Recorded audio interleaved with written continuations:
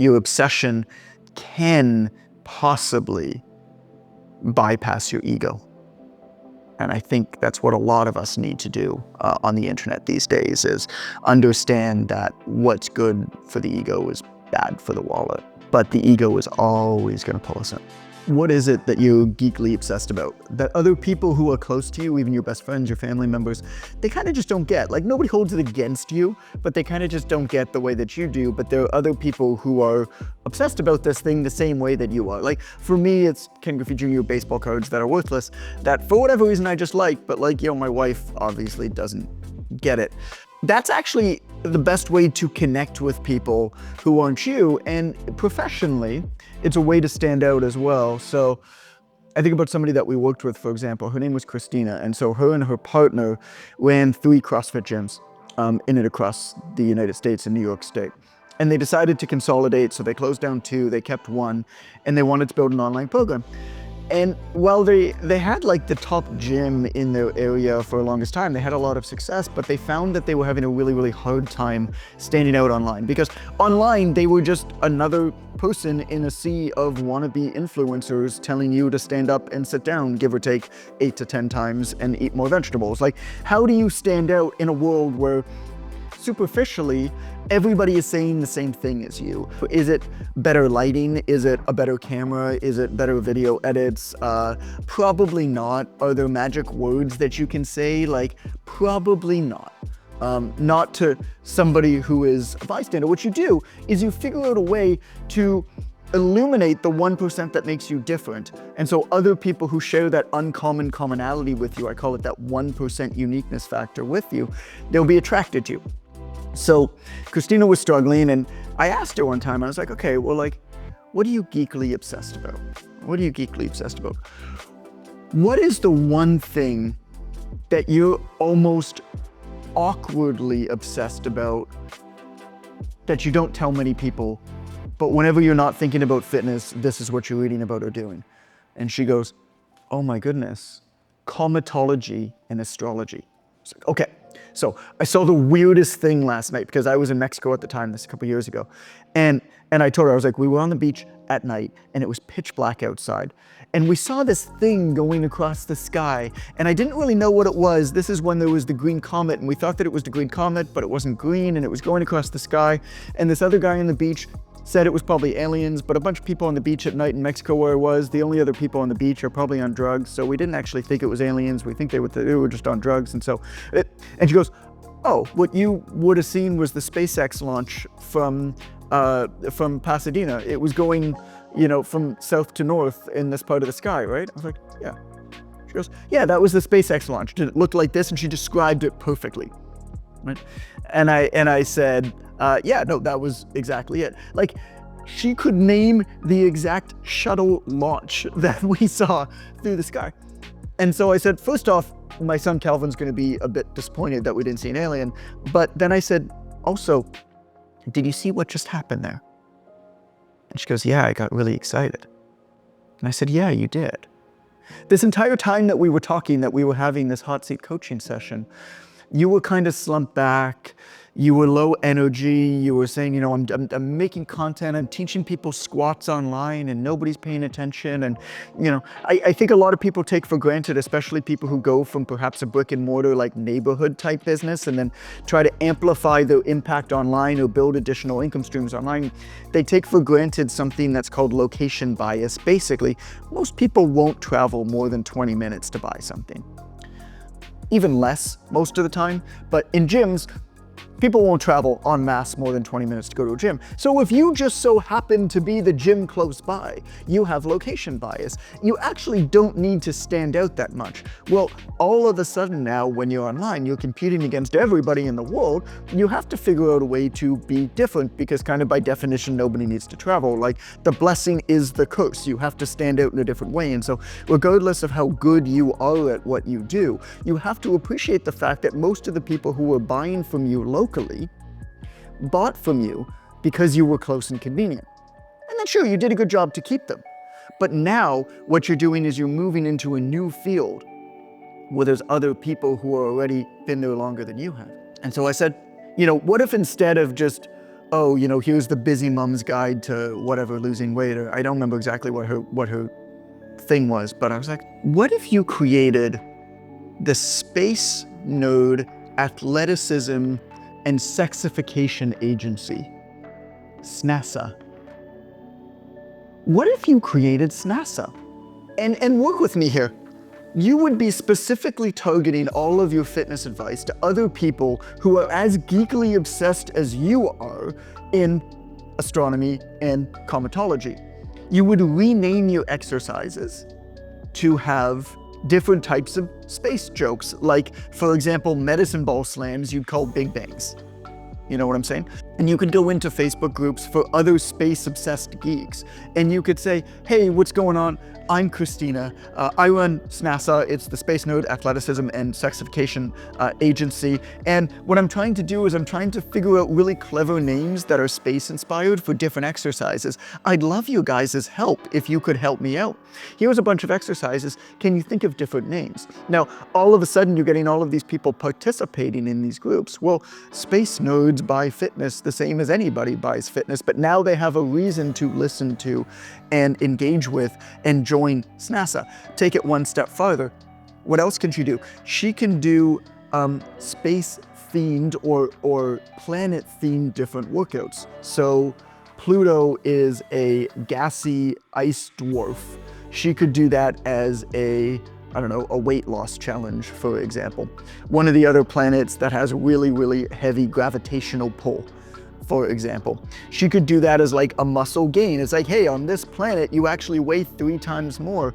Hey, guys, we're gonna do oh geez, I don't even know my space. I don't know, let's say Saturn, let's say it has a strong gravitational pull. Maybe it doesn't. If you like space, correct me on that. But we're gonna do a Saturn-inspired muscle gain challenge. The goal of this challenge is, like Saturn, to increase, your weight by 5 pounds of muscle.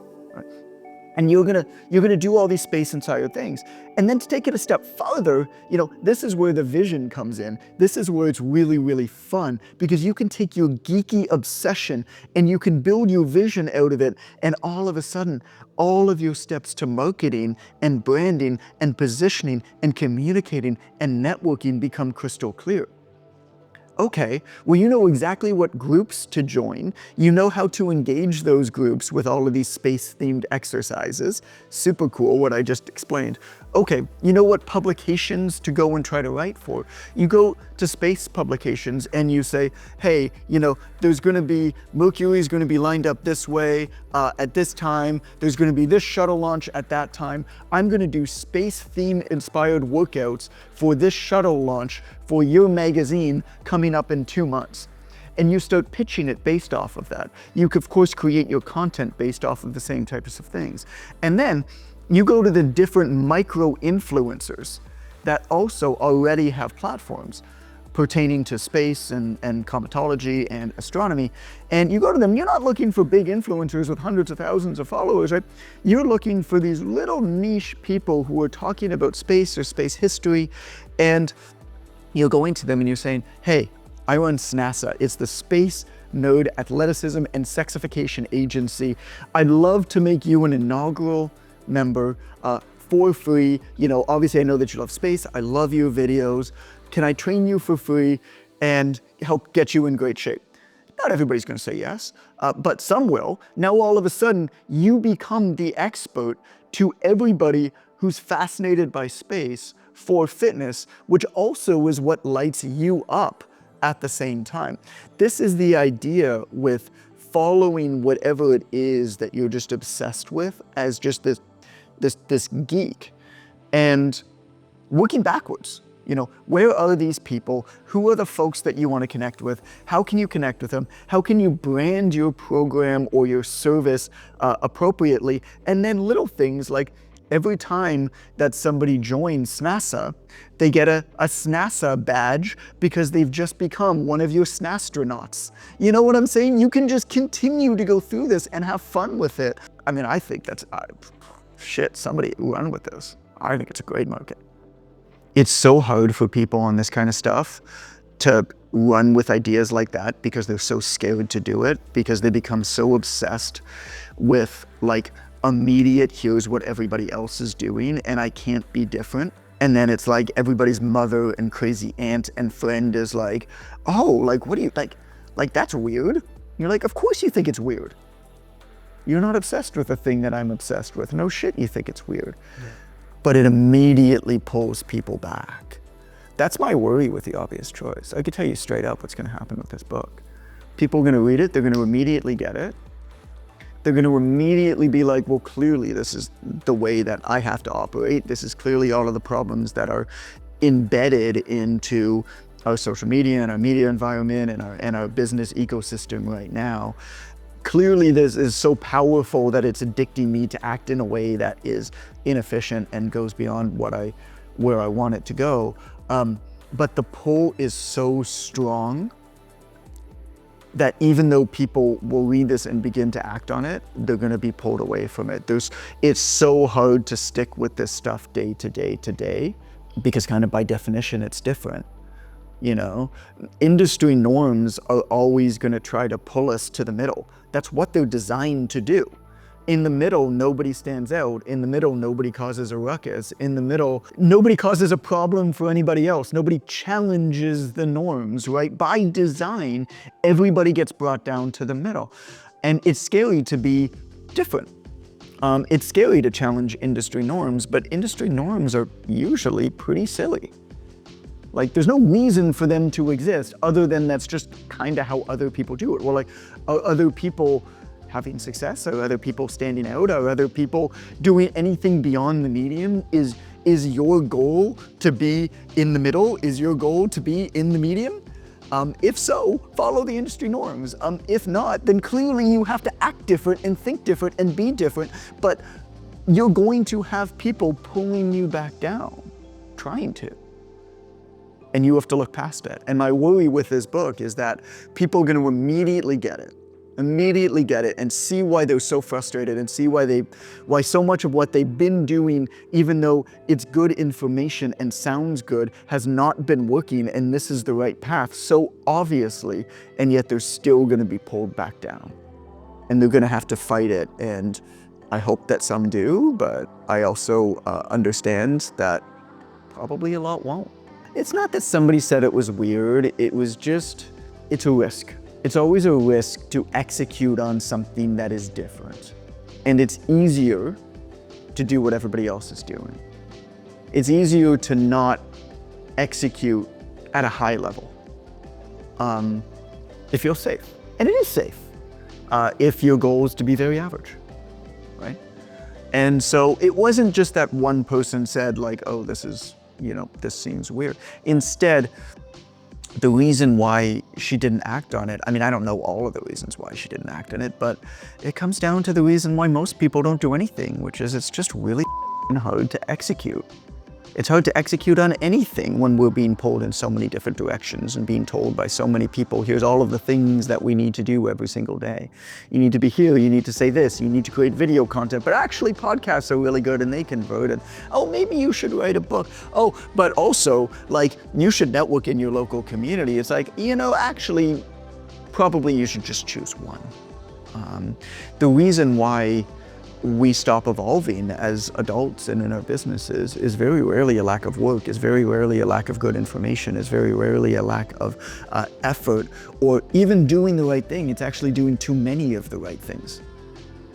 And as a result, our efforts are just diluted in too many places. And so, the idea of following along this, oh, I'm gonna build SNASA and I'm gonna collect my SNAstronauts and I'm gonna go to these publications and these micro-influencers in this world, well, you're not gonna get the public recognition. And so the day-to-day can be kind of hard, right? I didn't think about it with my business. I went from a model, and this is the whales and minnows on the cover of the book, like it's 100% logically the best way to operate, where you have a few customers who pay you a lot, as opposed to a whole bunch of customers and a whole bunch of transactions that pay you a little bit of money.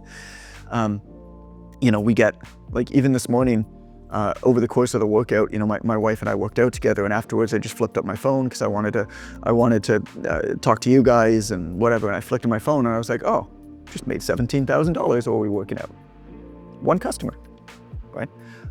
okay, it was actually 2 customers. It wasn't 1 customer, it was 2 customers. I was like, oh, which made, and then like I look at it and I was like, oh, but actually there's been 8 payments for my software of $30. I'm like, you know how many $30 payments I need to make the same as these 2 customers? But we don't get a new $10,000 plus customer every single day. I mean, we actually get a few a week now, but that has taken some time. But we don't get that many customers, right? And so as a result, days where we don't get a new customer feels like we're not winning. That's really hard to overcome. Even though 1 customer is gonna make me more money and also allow me to do a better job, then, I mean, I don't know, I don't do public math. How many $30 customers do you need to make the same as 1 10,000 customer?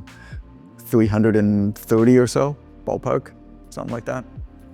Like, the numbers are crazy, but you don't get that immediate benefit. You don't get that immediate feedback. And it's the same, I think, with this example with SNASA. Like, if you do the general thing and create the obvious content, it's pretty easy to get a lot more likes than you're gonna get if you make space-themed specific workouts, for example. My friend Ben Mudge is a good example of this. I talk about him a few different times actually in the book. Ben is a guy in the UK from Belfast, and super inspirational, ripped, like just jack guy, looks like Thor. And he built up a huge platform across social media, like 100,000 plus followers. And he just had a hard time converting customers. Ben's a champion. He had cystic fibrosis when he was born, so he was a champion in that community, so gained a lot of exposure from that. And he just had a hard time generating customers in that world, despite his big audience, because he wasn't standing out. Well, Ben is also a certified geek who loves the tabletop game Warhammer. I don't know much about it. It's like a tabletop strategy game. You paint little figurines and whatever. And so he's always loved this game, but he hid that, right? Because like, you don't talk about that on the internet. That's like, well, I'm a geek. Like, you don't tell anybody about that. I'm a big jacked guy who everybody wants to be with. And all of a sudden he just decided that, oh, I'm actually gonna make this my thing. And where I admire him is his trajectory in terms of his social platforms was growing, but he did not see it translating to business outcomes. And he wasn't enjoying it that much. It wasn't energizing him. What was energizing him is this game, is Warhammer. And so he started talking about Warhammer much more. And of course, there were not that many likes on those posts. But then he started networking with other people in the Warhammer community. For example, the biggest YouTuber in that game is a guy named Wargamer Dave Norquist. And Dave lives in Canada, just outside of Toronto. Ben lives in Belfast. Ben said to Dave, hey, you know, I'd love to come to your, he has like this bunker thing that he like does. Like, I'd love to come to your bunker. Like, here's who I am. I'll be in the neighborhood. And Dave said, yeah, come by. So Ben booked a flight so that he'd actually be in the neighborhood. And now Ben like trained Dave and transformed his body. And Dave has these videos about how he got into incredible shape for a Warhammer-inspired movie role and how Ben was the guy who did it. And Ben is now the training expert for the Warhammer community. But what's interesting about this is that on all of the platforms that feed Ben's ego, that he has 100,000 plus followers on, his engagement is just down. But his business and his personal joy and his fulfillment are higher than they've ever been. And so that's why you follow your obsession, because your obsession can possibly bypass your ego. And I think that's what a lot of us need to do on the internet these days, is understand that what's good for the ego is bad for the wallet. But the ego is always going to pull us in.